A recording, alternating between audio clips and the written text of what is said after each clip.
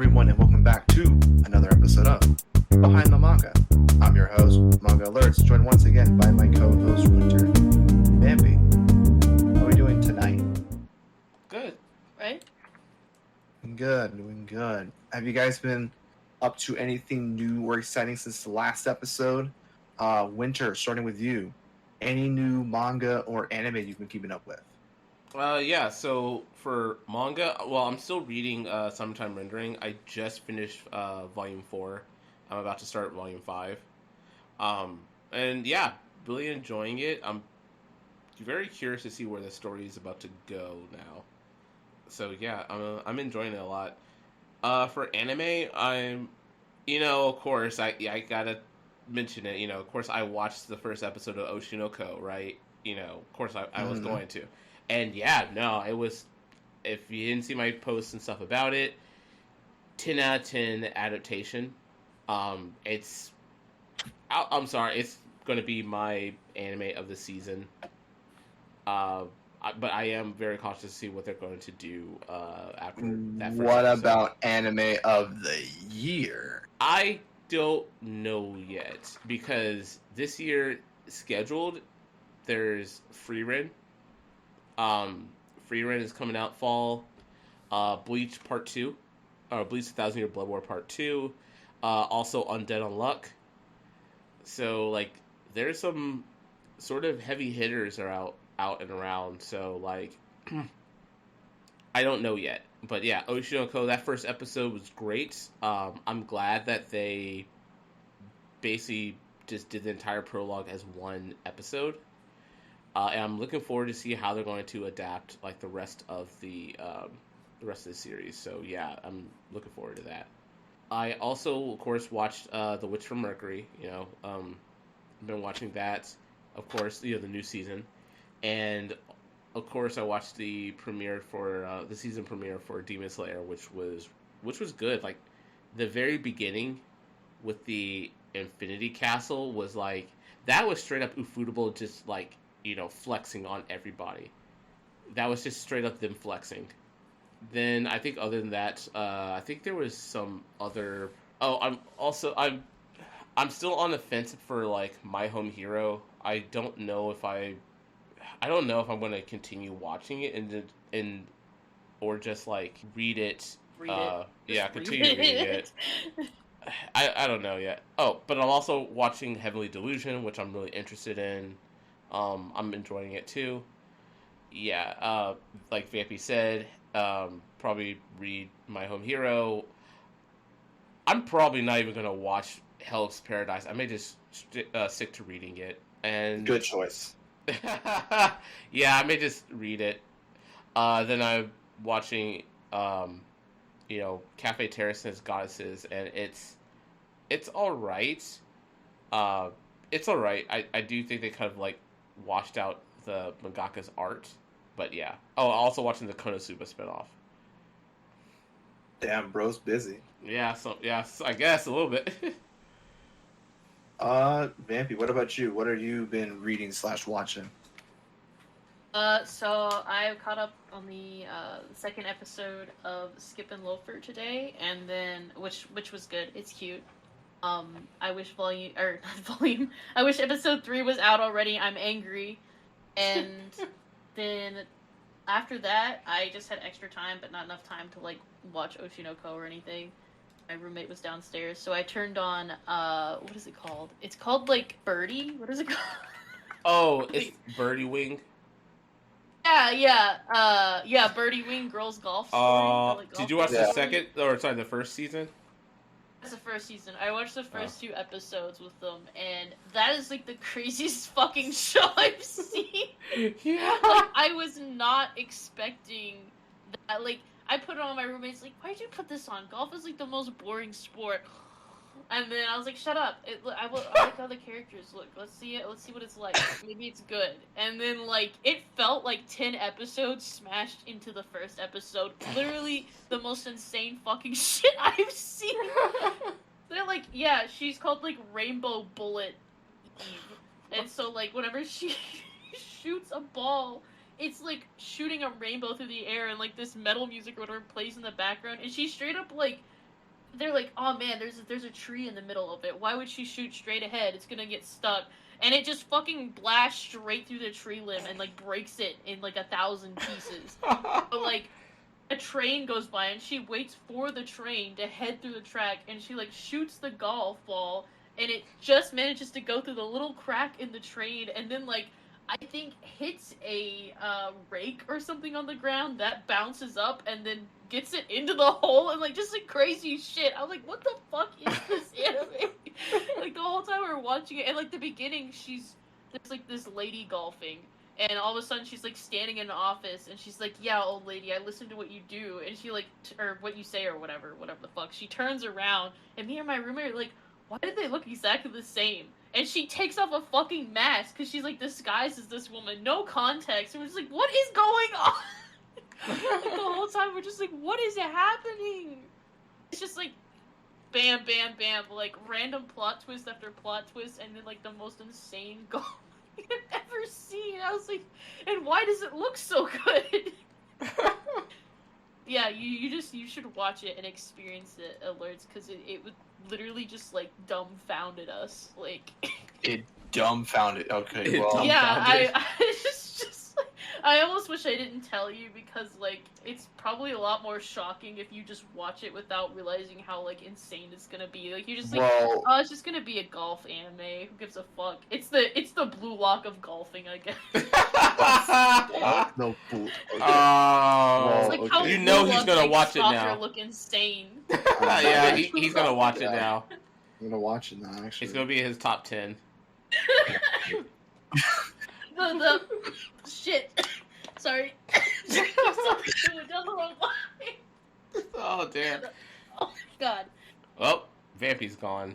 Well, My if only he's- complaint is the main characters. I thought they were. Shit! Oh my god, I'm so sorry. I thought they were like 25 with the way they're drawn and animated, and they're 15. What the My hell? only complaint- Really? Yeah! I thought I they were looked up in their profiles. 20s. Yeah, I looked up their character profiles because I was like, hold on a second. Before I look at any art of these characters, how old are they? And I see 15. I'm like, what the fuck? And my roommate's like, there's no fucking way. Because we're both like, they look 25 at least. They got And then, that like, we JoJo watch style. watch the show more, and they're competing in the 15 and under championship. And I'm like, what the fuck? What is this? Especially the way Eve is like animated and stuff. I was like, this is wrong. This is wrong. This is wrong. But it is like so insane that I just kept watching it. So yeah, you should watch it. well, I Sorry, I will. died. Now, well, I will raise you from one batshit crazy anime to another one. So, as for me, the one show that I feel like I don't think I've seen anyone talk about is called Magical Destroyers. So, Magical Destroyers is take the plot of Terminator, where it's like Skynet takes over like the robots, and it's like the Terminators versus like the human resistance, but it's with anime. So it's this shadow corporation who goes all over Japan and says, "Hey, your weeb stuff, like your anime figures, your Blu-rays, your video games, your manga, they're banned now. It's mine." And they go and burn it, and they like round up all the weebs and put them into like camps and send them to work. So a resistance of otaku / weebs band together to create like a weeb otaku resistance. And I forgot what the actual name is, but their flag is literally just like an otaku with a cross. And they have like different like abilities and such. So they actually have like a magical girl that just blows up shit. And it's pretty crazy. And actually, fun fact, the voice actress for Jolene and Power is that magical girl. So she brings a certain energy to her performances, and I am fucking sold. 100% sold. Okay. Other than that, I've been watching Mashal, which I thought I wasn't going to like, but then after episode 2, I like. So for those that don't know, you've probably heard this comparison like a bazillion times, but it's basically a comedic take on Harry Potter, where pretty much it follows the story of Mash, who has no superpowers, no magical abilities or anything, having to survive in a world with magical abilities. So, and he gets put into a situation where he has to be the top like wizard of the world. So he has to do it without using magic because he can't cast magic. So he gets put into situations where he has to use his muscles to get through, which I think is pretty funny. And then the most disappointing thing I've watched, hot take, is Hell's Paradise. I've been telling Winter like almost every single day now, every single episode that drops, how disappointed I am with that show. It just looks lifeless. They gave my homegirl a dick as a scar, and it makes me very mad and upset that they did that to her. And then they gave my boy, one of the executioners, the Tokyo Revengers treatment and gave him like a giraffe neck. I'm like, oh my god. This looks terrible. But we're not here for anime. We're not here for all that stuff. But real quick, right now I'm currently reading Slam Dunk. We're on volume 12 right now. So far, so good. It's really good. But we're not here for anime or manga. We're here because, drum roll, we're talking about what the title of the episode is called, which is What's Happening in the TL. Nice, good play on words here. So pretty much today's episode is going to be going over the translation part of manga localization. So I know in past episodes we talked about like the manga licensing pipeline, talking about like how publishers kind of like have this tango and such to actually acquire the license. But now this is the next step where they actually localize the manga to whatever region we're doing. So before we kind of like jump in and talk about like why we're doing this episode and what came about this, shameless plug, but if you haven't already, please go ahead and follow at Behind the Manga on Twitter so you can stay up to date on any news, behind the scenes information, shits and giggles, shit posting, all that fun jazz. Cool. So, to start us off with our opener, this is pretty much how this episode started and why we decided to do this episode. So, so for those that remember a few episodes ago, this whole conversation kind of started when the TL for Cypher Academy announced that they're stepping away from the project. And so for those that need a recap, they cited that the difficulty of producing a high quality TL, given the release, like the weekly release schedule, because Cypher Academy is a weekly release in Weekly Shonen Jump. For those that don't know, it's like a code breaker like manga, so there's lots of like wordplay, lots of puzzles, lots of like stuff that needs to like make sense. And given the time frame, it just made like from how he explained it, it just made sense for him to step away from the project. On top of that, he did mention in an interview with Anime News Network that he did offer Viz to stay on the project if they gave him a much higher pay rate, which we'll kind of go into a little bit. But generally, the pay rate that he wanted is higher than what they gave him. And they also wanted a better work schedule. So in this case, he was wanting a working book schedule. So this is about, for like example, they would translate one volume for every 3 to 6 months to, again, carry the quality of the translation over, basically. Yeah, that's what... yeah, you said that's what a book schedule is, right? Yes. Yeah, okay. Gotcha. Yep. And then, so when he offered out to Viz said no, so the TL left, and then Viz swiftly replaced them with a brand new translation, which I haven't seen anyone on the timeline complain about the new one yet, right? Have either of you two seen someone complain about it yet? Yay, nay? No, I haven't. I haven't seen anyone say anything about Cypher Academy. I think one of the recent chapters had been pretty light.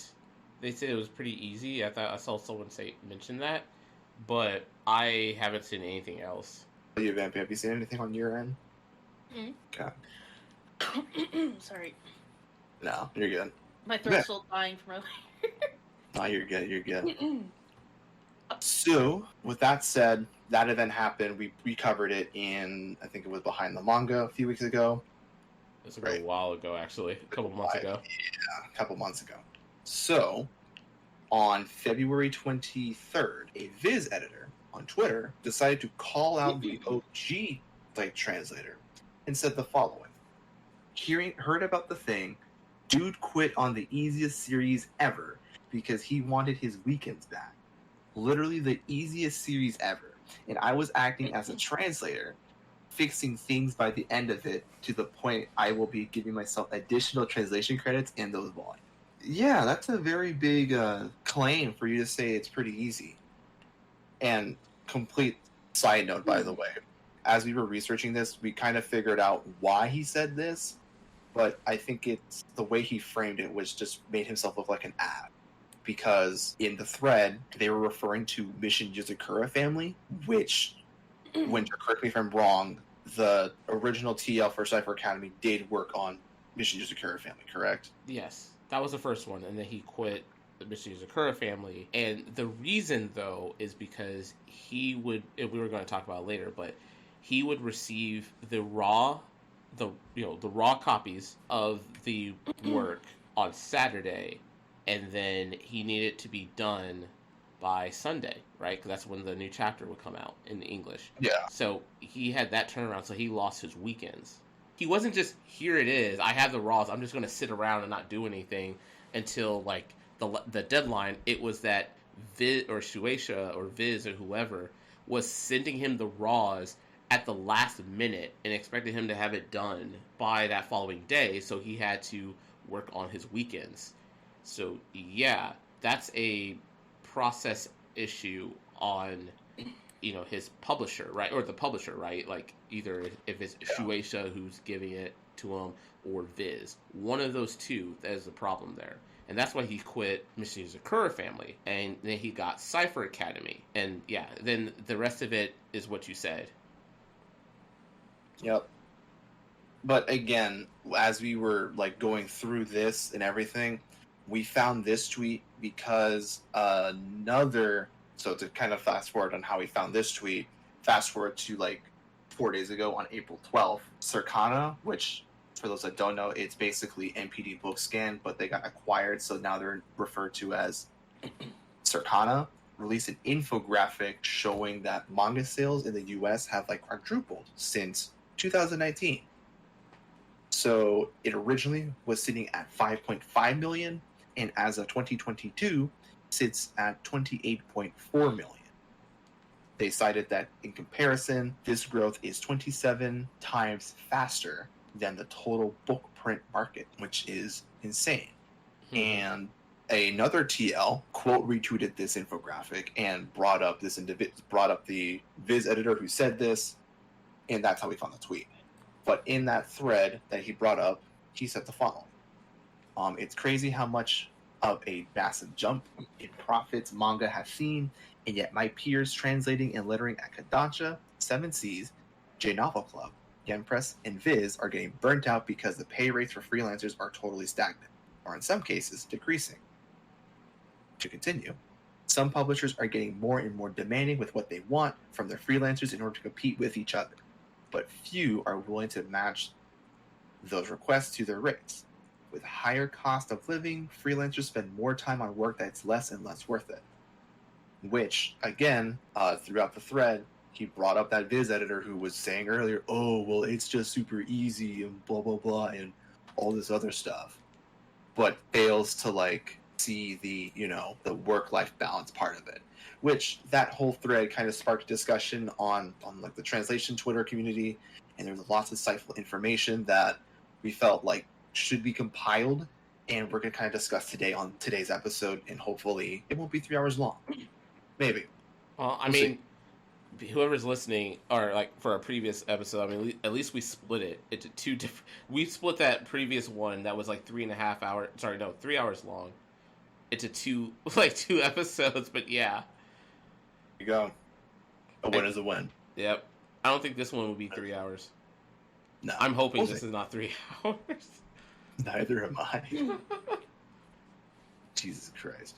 Anyways, so with that opener said and done, I'm going to pass it off to, drumroll, Vampy to kind of hit us with a primer to get everyone sort of on the same page on what the manga localization process is and kind of like what that looks like.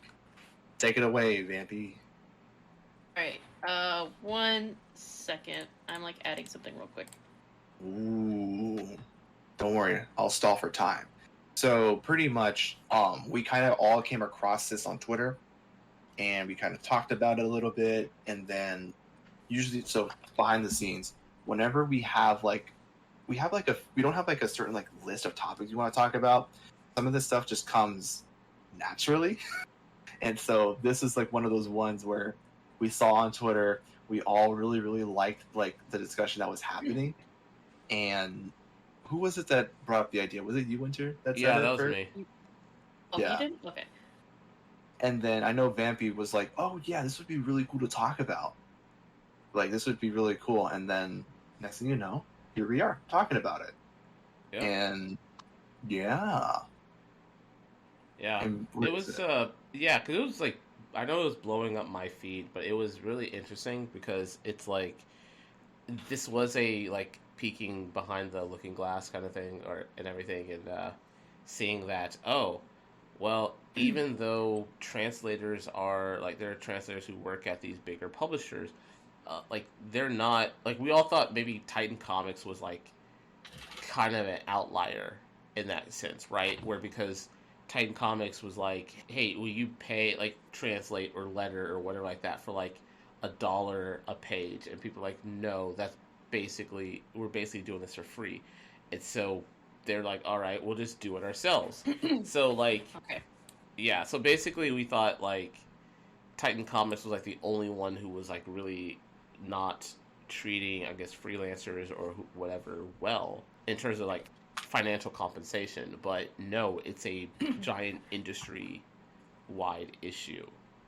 Yeah, which that's what I was just adding, was kind of like that situation with Titan Comics and a little bit more about lettering. But alright, I have it done now. alrighty, well, take it away, Vampy. So, first off, how does a manga get localized?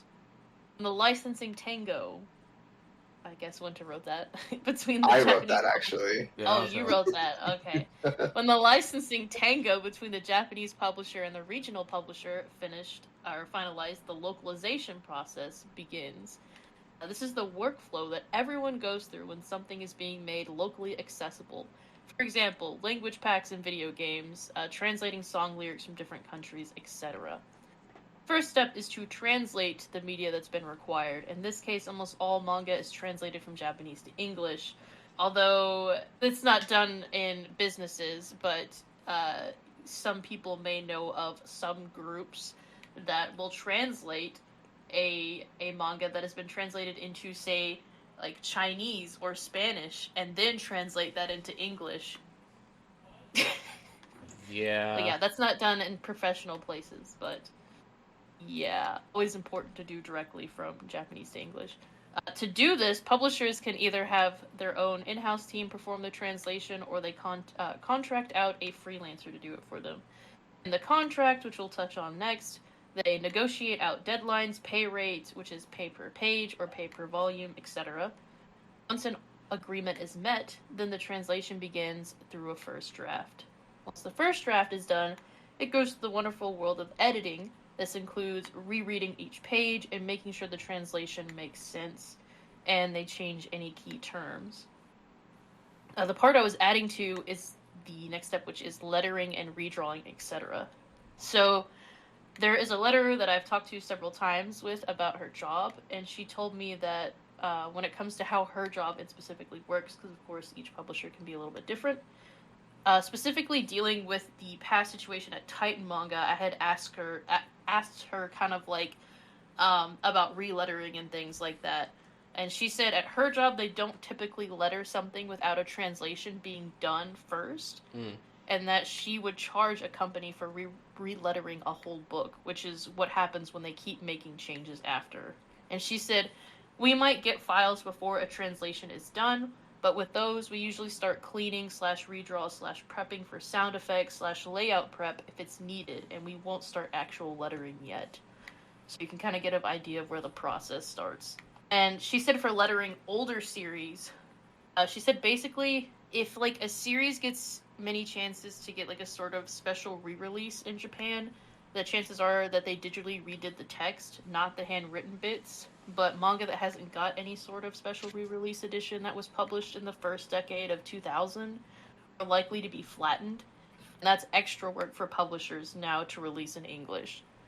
So, for example, the same letterer also told me that she thought she remembered the letters of Snow White of the Red Hair and Yon of the Dawn, telling her that it was rough going at first because so many of the volumes of those series were flattened.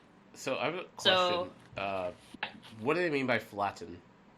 So, I don't... The way I would assume flattened is... I almost want to say that they might...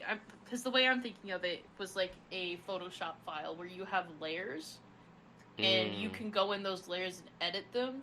So maybe it makes it easier. Yes. So like Yes, the layer is I know above what the you're talking artwork, and you can go in and change it. But if you flatten it, that makes all of those into one layer, so it is one image, and you cannot easily move the text around. Yeah. Or like do things, and you have to go in and probably You need redrawers and cleaners. That's what I'm assuming. When No, she I said think you're right. flatten. I think you're right. No, But yeah, you're I right on that. also think that I may be wrong on this, and I have no idea if there's any letterers, any English manga letterers who are listening to our podcast or whatever like that. So if you happen to be, like, please message us or DM or like tag us or whatever on this if I'm wrong. But I think there are some series now that still are given to the letterers and the translators or what have you. Flatten. Like, That's not rough. all the times do they I don't think it's like all the times do they get like the manga itself like in the different layers. And it's not like every manga. It's not even like majority, but there are some. That's what I thought. But I don't know where I saw that. I know it was on Twitter. I pretty sure it was on Twitter. I thought it was by someone in the industry. I just don't know. I don't remember. But Yeah, whoever's listening to this, if you're in the industry, the English manga publishing industry, please tag us and let us know if I'm right or if I'm capping. Yeah. What was I talking about? Oh, we were talking about flatten. Oh yeah, flattening. Sorry, I was like reading some of the other stuff she had told me in the past. She told me a little bit about how like digital stuff. I think this is about Kodansha. Yeah, this is about Kodansha. Kind of like how digital stuff was done by their Japanese wing, and the print stuff was done by their American wing, and all the letters have to fix quote unquote the digital files for print, which a lot of times means they just got to re-letter it all from scrap. I guess if they like decide to print a series that was digital only originally. Yeah. Do you know if they are still sort of doing that? Or when's the last time, I guess, she heard they were doing that? Well, we had this conversation. It was January 12th. Because she said they did most of their simulpubs through a cheaper agency. Yeah. I don't know if that will be the same for their app, though. I think it will, because I thought they had said everyone who was previously working on a series. I have to look at that interview again, but I thought they had said everyone who was previously, or the editors or whoever who was previously working on a series, will continue to work on it. So I'm assuming that includes simulpubs as well. Yeah. I know she also mentioned something, I think, about the 7Cs union. It's like almost all freelancers are hoping the union helps out the 7C staff because most all the people who do work for 7Cs full-time deserve those days off and benefits. Most letterers and translators are freelance, though, so the union won't affect them, perhaps. But here's hope, though, that they'll advocate for better pay in the future for freelancers. And there's always talk about they're trying to form unions of their own, but no one's like organized enough for that, and a lot of publishers are just switching to hiring cheap people overseas, so there's no stopping that. And then of course you have like, I don't think we've gotten into the AI machine translate yet. No, I think we will in our discussion aspect. But basically after the editing stage, proofreading is performed to make sure everything is good before submission. Yay. Yeah. How we do winter. All right. So now the contract itself. We don't have the explicit details, and we're actually going to kind of explain why, I think, in here or later on. But But like kind of the gist from the discussion that was happening all over, like at least my Twitter feed regarding with freelance translators, English translators, and letterers. So we kind of took a little bit of that, like aspects and stuff from that to kind of like provide as much detail as we could, I guess, in regards to a contract that a freelance letterer or translator would see. So when a publisher decides to work with a freelancer to perform part of the localization process, i.e. like translation and lettering, a contract, of course, is presented.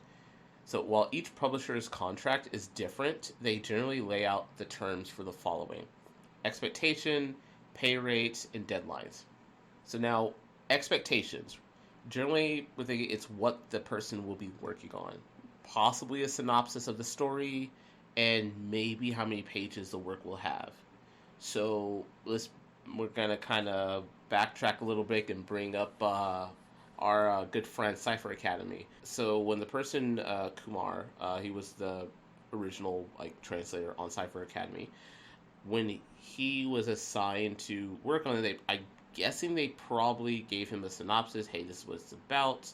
It runs a weekly Shonen Jump. These are the authors, or this is the author Niso Isen, and then here's the artist, kind of like that. For someone else, like, we hop over to like Seven Seas. We have here's Tokyo Revengers. It's this. Here's a premise. Here's blah blah blah. Like kind of that, just general synopsis. Now, the second term or discussion is pay rate. Now, this is the compensation, how they get paid. Typically, it's dollar per page the freelancer would be paid. Okay, so we're going to use, like, let's say My Hero Academia, for example. So, like, for one of the chapters, they're about, 22 chapters? So they would get paid based on, how many chapters, like, they would translate or they would letter for. Now, the industry average is about $5 per page. Now, all of this is, of course, what we're talking about, like, okay, if you're doing it by chapters, right? Now, what Alerts had mentioned about, what about books, right? Because we have light novels, there's certain manga that are not simulpubbed or whatever. They're just here's the volume that comes out, right? Like Freeren or Zom 100 or Tokyo Revengers. So with those, kind of going back to it, that's what Alerts had mentioned, where those were probably on charged via a working book schedule. So that is, the person is translating or lettering one volume every 3 to 6 months. Maybe it's a little different because I know, there are certain series that are every 2 months, for instance. But, I guess that's a part of the negotiation aspect. Yeah, the industry average being $5 per page. This kind of goes back to what Vampy was saying before with Titan Comics, where they were offering people about, way less than that. I think $1. Like $1 per page. So apparently, even the $5 per page is pretty low. It's severely low. So but that's the industry average. Now and now you look at what Titan Comics or Titan Manga was trying to offer people. So $1 per page. So that's that's why people were upset about that, right? You're basically making me do this for free. Now the third aspect is deadlines. Now for Weekly Shonen Jump, a translator and letterer and editor, they have a few days from the due date that they get the raw to translate a chapter. So mostly in this case, we're talking about the translator. They have a few days from the due date, which is for us is Sunday, because that's when the Jump chapters come out, where they get the raws to translate a chapter. Now, one of the worst deadlines was the one given for Mission Yozakura family. So Shiva Subramanian got the raws for Mission Yozakura family on Saturday. The entire work was due on Sunday, but he got the raws on Saturday. So that's just insane right there. And that's one of the reasons why he quit Mission Yozakura family. Now, this situation about the deadlines differs by title, even by publisher. So someone working on Mission Yozakura Family will probably have a different deadline than someone working on Spy Family, which is a different deadline than someone working on Blue Exorcist, who's different from someone working on, someone working on Eden Zero with, at Kodansha, with different from someone working on something at Seven Seas. Like everyone's like deadlines are different, and so yeah, so that's generally like the gist of what we got, and this kind of explanation and some of the transparency about that is why we wanted to have this episode, and why a lot of, if you follow any kind of localization people like the translators, letterers, editors, especially if they're in manga, that's why they've kind of been, you've been seeing them talk a lot and being upset recently. This is kind of why, especially when you're seeing infographics of, oh, manga is like super profitable. It's making like it's earning like 27 times like the print manga, or sorry, the print book market or something like that. That they said, yeah, its growth is 27 times faster than the total print book market regarding manga sales in the U.S. So that's what's caused a lot of this to occur. So alerts, I know you want to start talking about the you had mentioned something about AI initially. Oh, yes. The hot commodity of the TL world, which is AI and machine translations. So I kind of have a bit of a hot take. First of all, I'm going to get out of the way. No, I don't think machine translation will take over people, period. And here's why I say that. So when it comes to machine translations, at the end of the day, just take out like the soul of translation, if that makes sense. Like there's not like really Vampy said it best, it doesn't really understand context that well. So sure, you can maybe get like a literal translation, but it doesn't add the context. There's no like human element to that translation. So I mean, if you really want like the literal translation, there you go. But it's not like actually localizing to make it make sense for us, like or not just us, but like for anyone, right? So to go back to what we we're talking about with Cypher Academy, right? Sure, you could just throw out whatever translation that's out there, right? But a manga that's about like puzzles, code breaking, wordplay, and everything, that takes a lot of time to not only understand translating it literally, but then having to localize those puzzles and code breaks and everything to make it make sense for us. I know, like for like a specific example, and we're gonna kind of dive away from the realm of like video of manga here, but in the video game, AI the Somnium Files 2, the Nirvana initiative. Yeah. Shout out to my AI the Somnium Files fans out there. I stand Date. I'm telling you right now, Date's best character. If you haven't played it, highly recommend playing it. There's a puzzle where you have to like add and subtract numbers with like, so there's like a X symbol, like 3 X's, and inside each of the X's is like a number, and literally, and it just gives you no hint, no nothing whatsoever. And I was stuck on that puzzle for like a solid like 30, 40 minutes period. Actually, like literally trying to figure it out. And then I gave up, watched the YouTube of it, and I'm like, I'm pretty sure other people complain about this, right? I go onto Reddit, and it turns out that it was because whoever was working on the translation of that puzzle, again, I don't know if they use machine translations or not, but they didn't contextualize that puzzle to make it sense, to make it make sense for us. They did a literal translation. So, sure, the literal translation was there, but there was no contextualization of it. It didn't make sense for us. So it kind of like failed at like in that point in the game. It failed that part of it. So to bring it back to manga, again, machine translation kind of like loses that sort of like, loses that contextualization. Yeah. However, on the flip side, I also see the benefit of using AI because we found an article.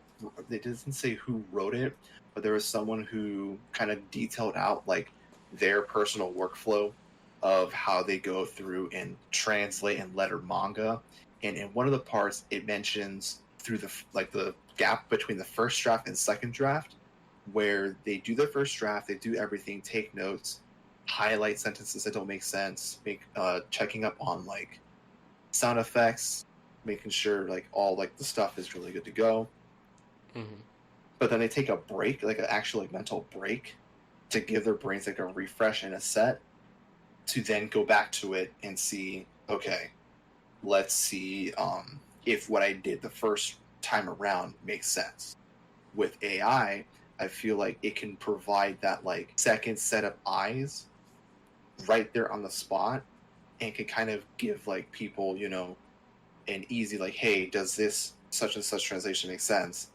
And then I don't know, Chat GPT or something could be like, oh, okay, yeah, it might make sense literally, but it's not good contextually, or vice versa.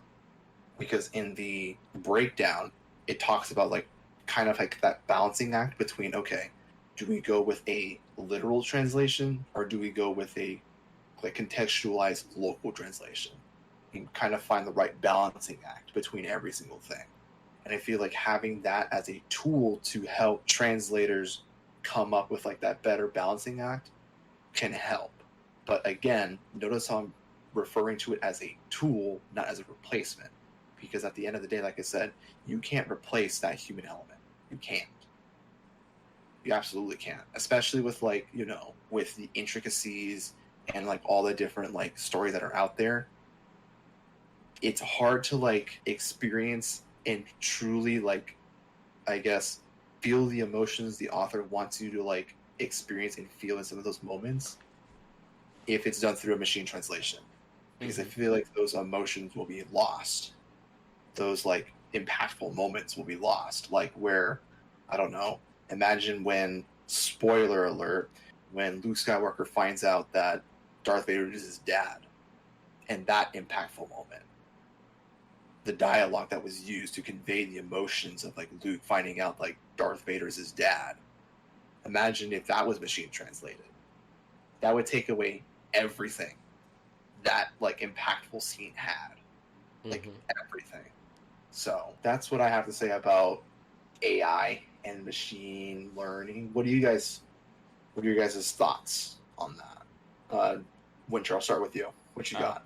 Sure. I agree with you about the AI machine learning part. I do think another hurdle people haven't thought about is the security issue or privacy issue. And I say this because, like, you can't just, like you said, like, okay, you could, like, feed the lines into AI or machine learning, but the problem, like you mentioned, another issue is that who's to say that what they feed in would make sense all the time? In the case of manga, they would not know the gestures or the images that the dialogue is used for, right? So one piece of dialogue may come out of the machine learning as this is a calm, gentle, like, you know, piece of dialogue.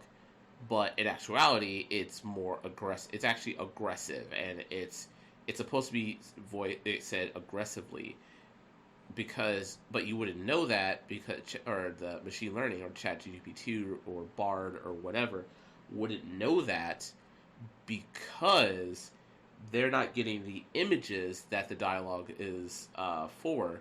They're just getting the dialogue itself.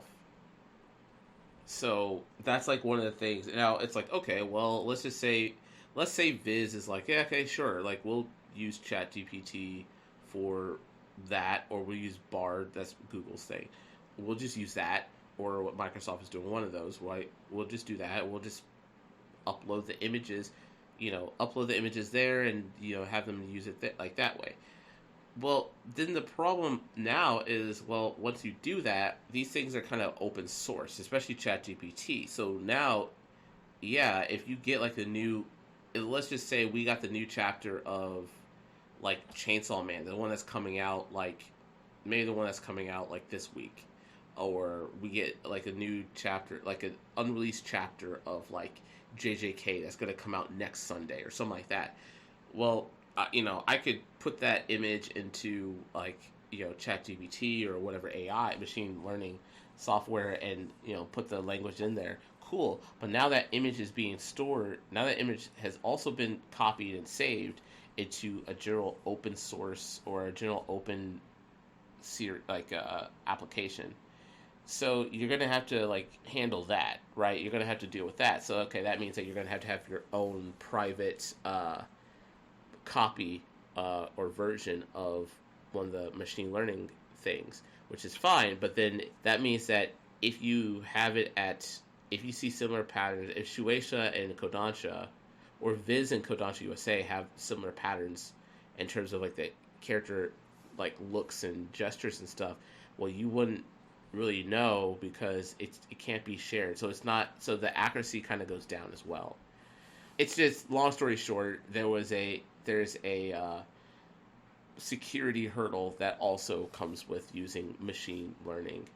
I do believe that people have an unrealistic take on machine learning, mostly, and I say this because I know that interview with the Manga Plus head, who basically said that they hired Media Doe or Media Bang. I always forget which one.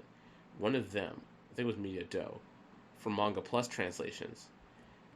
But because machine learning is not at the point to be used for manga translations, well, it's not gonna be like, oh, here's dialogue, now here's super accurate English translated versions of that dialogue. I don't think it's ever going to be that way, because like you said, Alerts, it's a tool, and you still need a human person to look over it, because they would have more context, right? They would know how the dialogue should be based on the images and stuff provided. So yeah, that's the thing. I just think there's an unrealistic expectation on like machine learning and stuff, and I think that's what's causing. I think that also causes an issue, I think, as well. What about you, Vampy? What are your thoughts about all this? Well, you said a lot of what I'm already thinking pretty well. The only other thing that I'd add is that even though I think for sure it cannot replace a human being, I don't think that would stop some companies from trying to see how much they can get away with before there's outcry. Mm-hmm. So I would not be shocked if they attempted it sometime in the future. But I think if ever it came down to like them, losing a bunch of money and people complaining a lot, etc., then they would stop or like pull back and then realize, like we said, like it can never replace a human being. But I do see them trying to get away with it. And then of course you have like some of them being like, well, we're gonna have an AI translate most of it, but then have people come up and we'll just pay them to try to clean up the machine translation to sound like a human. So we'll still pay them less because we're still going to try to run it through a machine first. Which is like a mess, and I feel like usually you can tell if you read a translation like that. You're like, that's wonky, and I can tell something's up. But I think they will just bank for a while on no one saying anything, or like no one like caring enough to complain, or still buying it anyway. Or maybe they're like, we're gonna do it on series that we don't think a bunch of people will read, or we don't mind if we lose some money on. We don't expect a bit of much, get that much back, something like that. I could still see them attempting it, but all I have to say to that is to make sure if you see something like that, one, I don't think you should buy it after you see it like first time. Don't buy any more of it until it's fixed, and two, make sure like basically hold them accountable. Yeah. You can scream at them on Twitter. I do feel bad sometimes for the people that run the Twitter, but in that case, if that's, email them too. Emailing. Email them and like have screenshots, have evidence of the examples, right? Like don't just say it. Yeah. Yeah. Don't burn your books and then send them to the publisher, please. Yeah, no. Don't do that. But you could be like, hey, this is a horrible translation. I can tell this sounds like a machine made it. this doesn't sound like how a human being talks. Sentences are not together this way.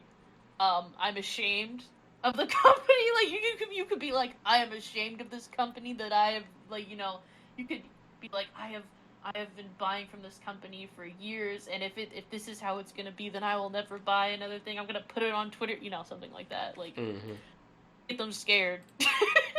But to go out of your way to go to a panel and say, I do not like your translations, so I'm just gonna go ahead and pirate all of your stuff.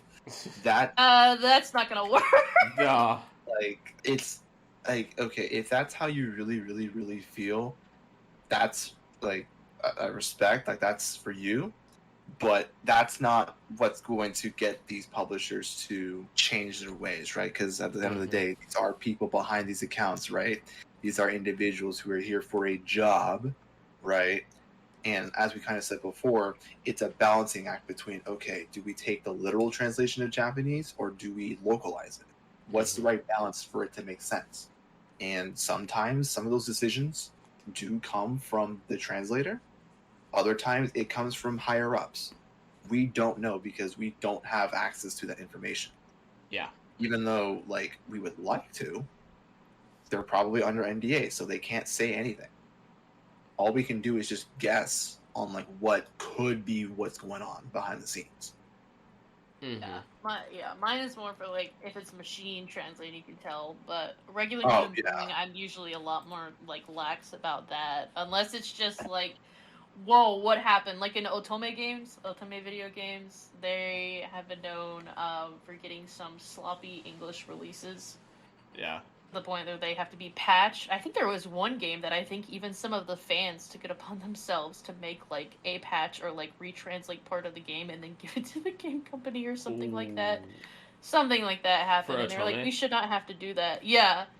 Because I know there was the one for Chaos Head Noah that happened recently, and that one, the translation, like, it wasn't just like the translation was really bad, it was also like the game was broken as well.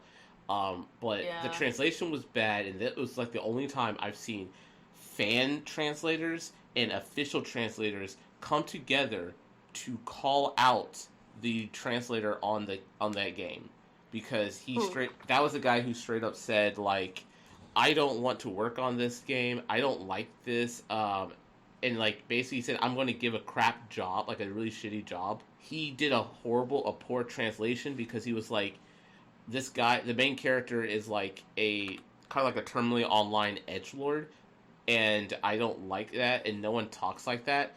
The thing about it is that's the point of Chaos Head, is because the person is terminally online and is an edgelord, and like basically things happen, revolving that. So, I mean, it's critical to the story, but he's basically like, I'm just going to basically do my own thing. And it was a whole big deal that people were calling him out. But they went with that translation. The official, the company went with that translation.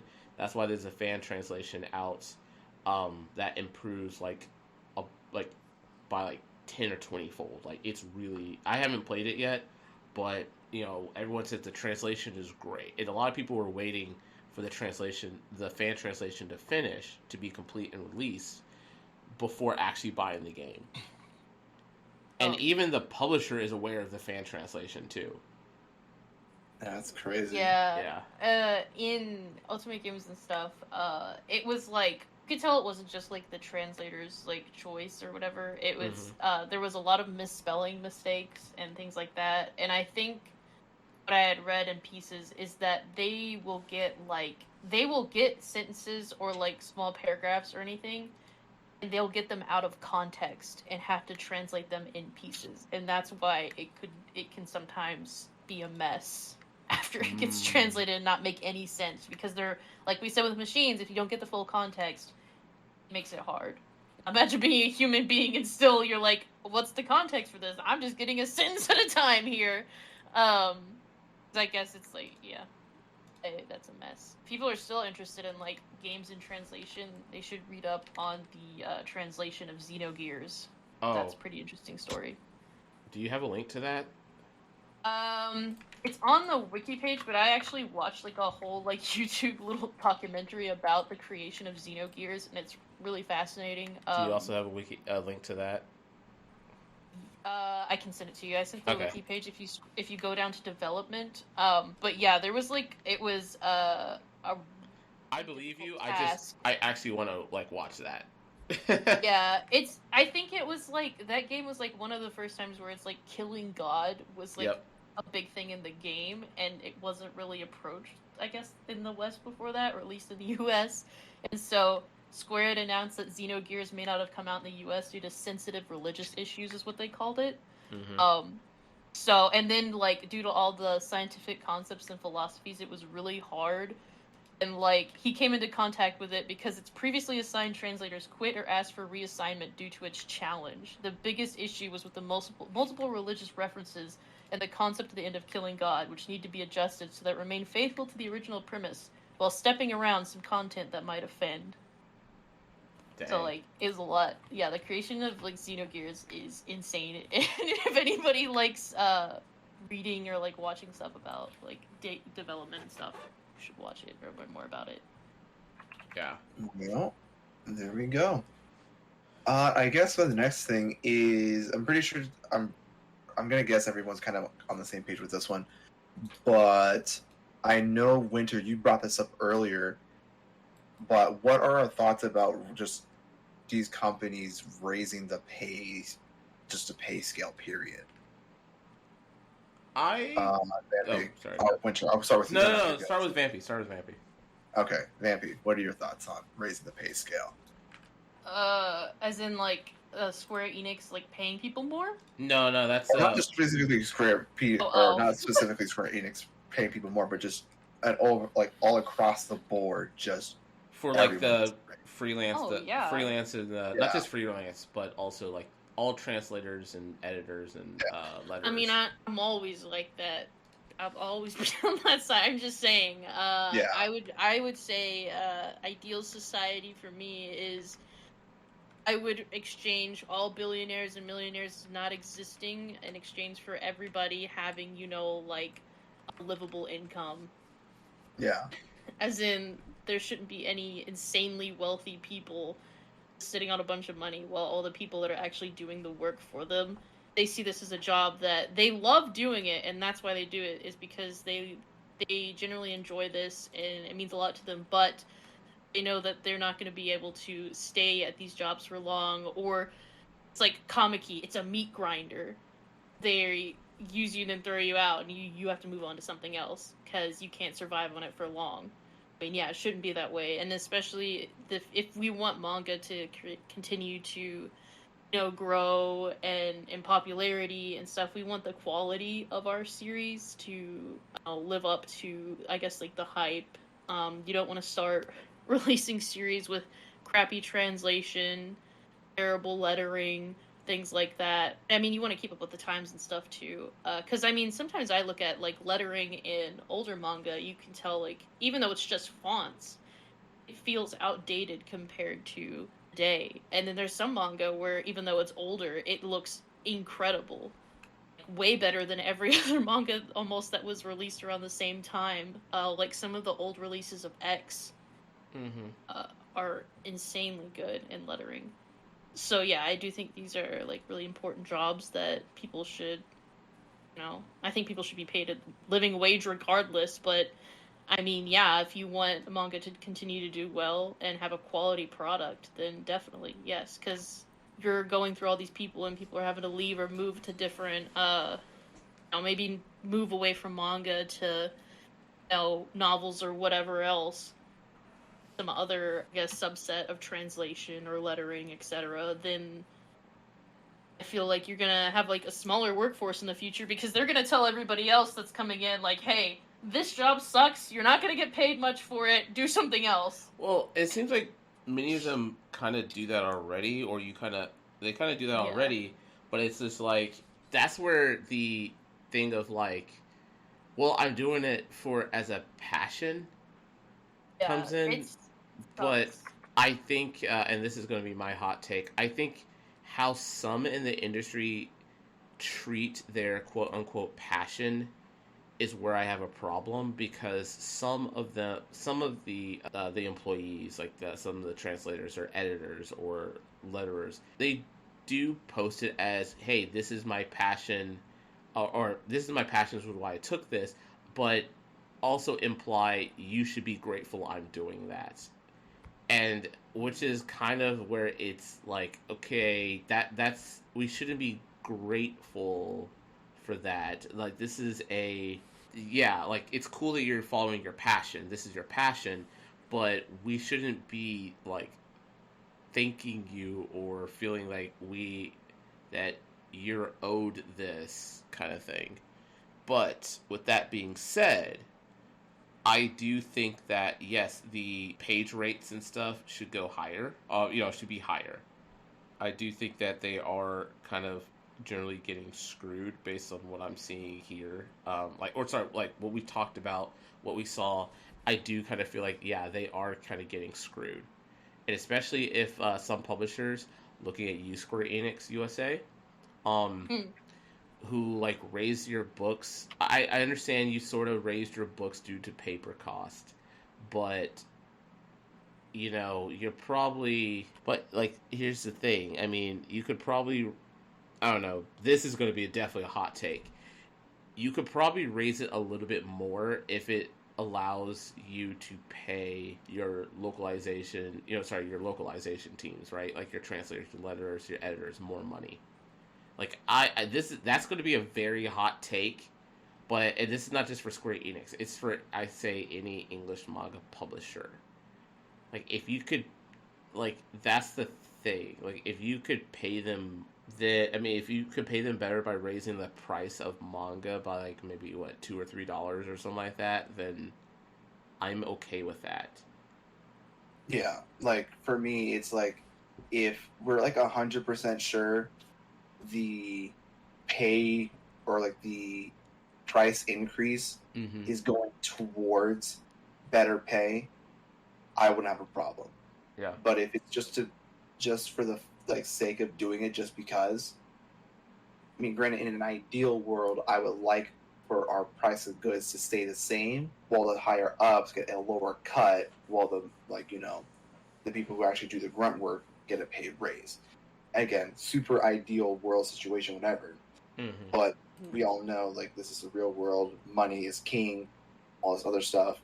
So I would like for if we do see another price increase, that money goes to more translators and letters and all that stuff. I think it was Anime NYC where J Novel Club announced a slight increase. I think I could be wrong. Yeah, they did. It was them. They did. Yeah. So that's where I'm hoping others do the same thing. In addition, I know we were talking about it a little bit earlier, over in Japan, Square Enix raised the transcription fee. This is the transcription fee, pretty much, right? Manuscript fee, yeah. Manuscript fee. For those who want to head over to Square Enix, which, that's awesome. That's great. Hell, and Winter can kind of go on a little bit about this more, but there's a few mangaka who saw this and are like, wow, that is fantastic. I wish my publisher did the same thing. Yeah. They still, So exactly. Go into it. Well, I know one of them said, so one said, oh, this is wonderful, and that was Hiroyuki, the creator of Aho Girl and most recently Girlfriend.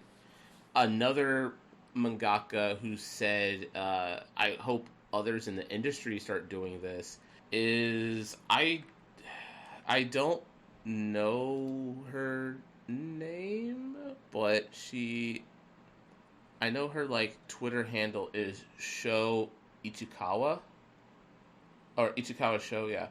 And she draws like manga, or they draw manga at Shogakukan, and that, yeah, I think they've done something called like S Foray Complex. I don't know, this kind of, Vampy's gonna probably murder me for this, but I mean, their works kind of look very like shoujo or josei. So, but I haven't found like the translated titles from her bio. I haven't found them on manga updates to like confirm that. But like, oh, I found them. Okay, yes, never mind. Yes, they are shoujo or W. josei mangaka Ichikawa show, and they are, they have recently they're doing this other series, this new series, which is a josei, which I don't know what it translates to. But anyways, point is that they also said, oh, I hope more publishers take note or something like that. So this is something, and then many other people are saying, oh, this is amazing, like this is great that Square Enix is doing this. So like at least on Japan side, the manuscript fees are going up, like you said, alerts. Yep. Yeah. And so like with and so yeah, I kind of going back to it, like you said, if we know that a price increase for English manga would allow for the localization teams to be paid more money, then yes, I would say, yeah, raise the price. And I know that's going to be, people probably be like, how dare you? But like, it would help that localization team. It, like, if we would know 100%, it would go to them and not like the execs or the, you know, higher ups or whatever of the publishers. Yes, I'm for it. I'm trying to see if we have anything else on the board. I don't think so. No. Let's see. Yeah, I don't Nope. think we do. Hey, look at that. I guess any final thoughts or final, I guess, thought pieces out there? I guess I'll go start first since I'm like the last. It's my turn now to speak first. Overall, I think this was a great discussion. Overall, I think that, again, this is another one of those like things that when you read a manga and you pick it up off of Barnes and Noble, it's something that you don't really think about.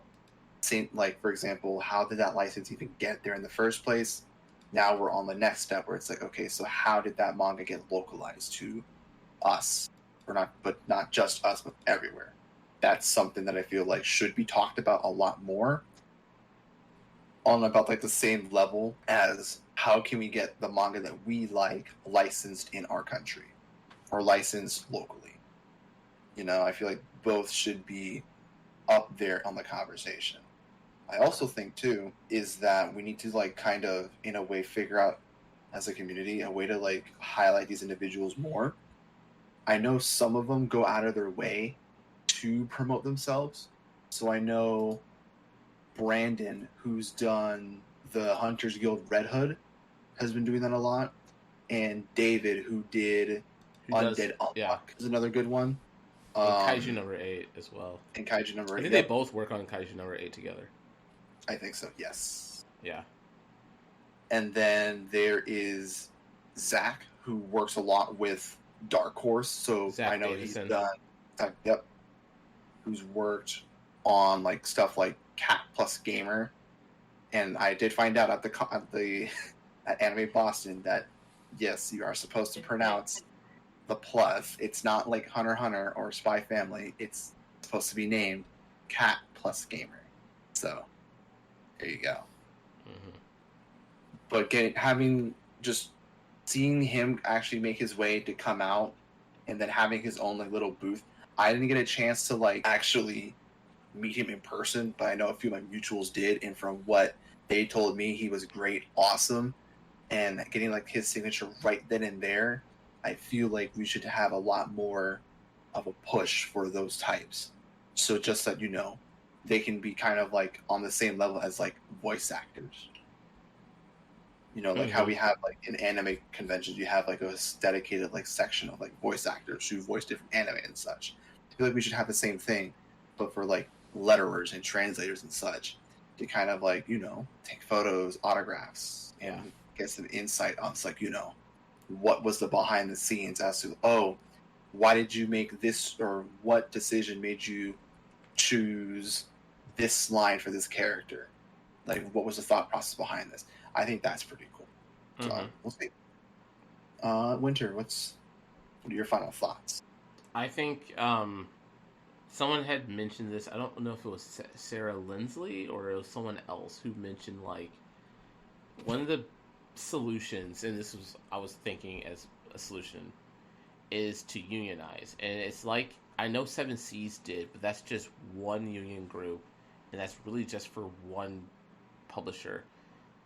I think, but I know Sarah had, if it was Sarah, she had said, that the option of unionizing is there, unionization is there, but the only issue is that there's like it's like poor coordination, or like, I guess, bad effort to, like, get it started, get it running, right?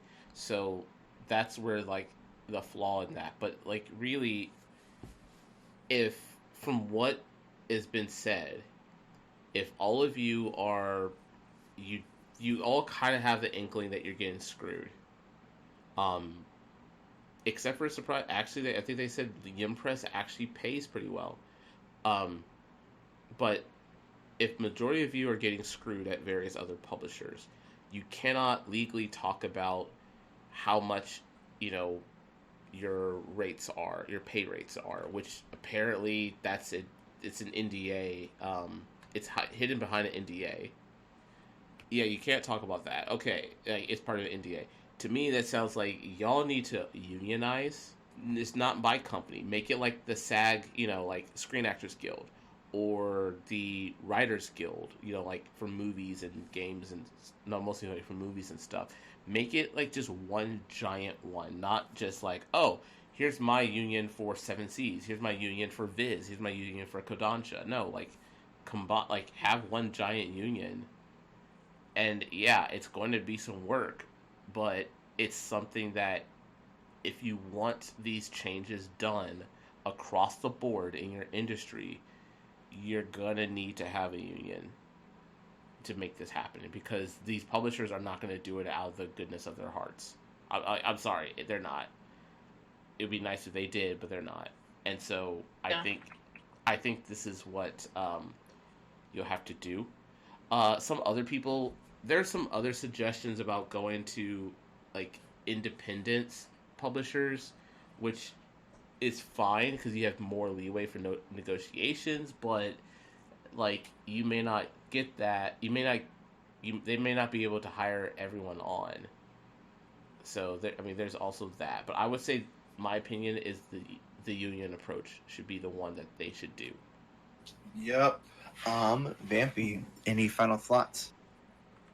I think you guys pretty much said everything I would want to by this point.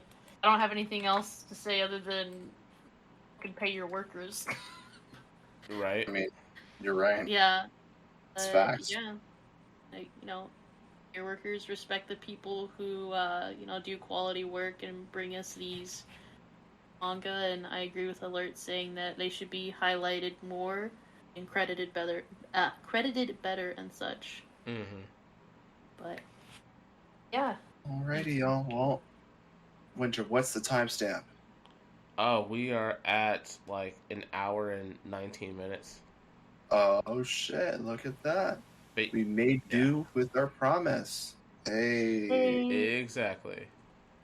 Okay, so with that out of the way, let's go ahead and get our final push where we push our socials and such. So, Winter, any socials you'd like to push onto the people, onto the masses?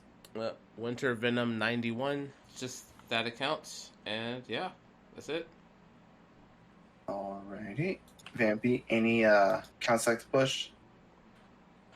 My only one is my main, which is Manga Muse. Okay. Yeah. And then y'all know me. You can follow me at Manga Alerts on Twitter, Instagram, TikTok, whatever, pretty much almost everywhere. Am I consistent on all those platforms? Hell no, but we're trying to fix that. And then if you want to stay up to date on the latest Shoujosei news and information, please follow at Shoujosei News and Info, because it's pretty cool over there in the Shoujosei world. And then last but not least, if you have not already, please follow at Behind the Manga on Twitter. as that's going to be your number one source for like when we're, you know, having behind the scenes updates, letting you guys know when we're recording for stuff, and if we, you know, as we go along, we might do some cool things like, I don't know, answer some fan questions too while we're recording or something, like having a thread, right? Where we're Yeah. like, hey, we're recording something. Is there a question you'd like to ask? That could be something cool. Because again, we're still like only pretty early into 2023. So, and we don't know where this podcast is going to go. So Yeah. who knows? We'll see. Yeah. We I think shall see. what we use to load these things have an option, but I think it's just exclusive to Spotify. I'm not 100% on that, but I mean, yeah, we could like a thread also works on Twitter. Oh, well, you know us. We're always here to try and improve and innovate where we're at. So, if you want to see what we're kind of up to, be sure to follow at Behind the Manga on Twitter. We are 25 followers away from 200. So, actually 24 now. Yeah. We're getting there. Slowly but surely getting there. Yep. And with that, that is it. So I hope you guys have a good rest of your night or whenever you listen to this. And We'll see you in the next one. we'll see you in the next one. See ya. Peace.